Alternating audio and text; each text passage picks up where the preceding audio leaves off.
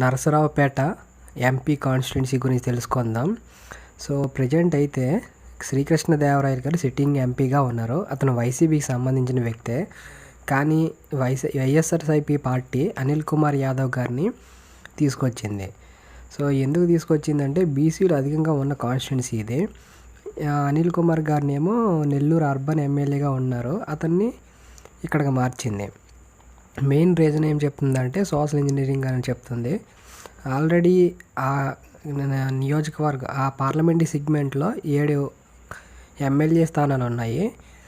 So assembly స్థానాలకి 3 రెడ్లని, 2 కాపులకి, 2 కమ్మలకి already ఇచ్చింది వైఎస్ఆర్సీపీ. అందుకే బీసీలకి ఎంపీ స్థానం ఇవ్వాలని అనుకుంటుంది.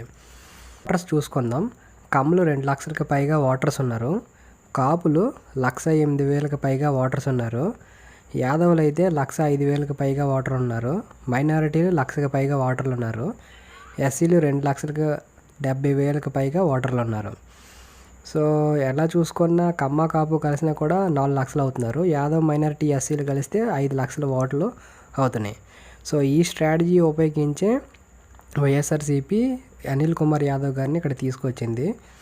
సో అదేవిధంగా 2019, 2014 విన్నింగ్ చూసుకుంటే 2014 రాయపాటి గారు విన్ అయ్యారు టీడీపీ తరపు నుంచి. సో 35,000 మెజారిటీతో అతను విన్ అయ్యారు 2014లో. అదే 2019లో అయితే వైసీపీ నుంచి కృష్ణదేవరాయలు గారు విన్ అయ్యారు. సో 1,53,000 మెజారిటీతో అయితే విన్ అయ్యారు. సో భారీ మెజారిటీతో విన్ అయ్యారు. అయినా సరే ఎందుకు మారుస్తుందంటే కేవలం బీసీలకు రాజ్యాధికారం ఇద్దామనే ఉద్దేశంతో మారుస్తుంది.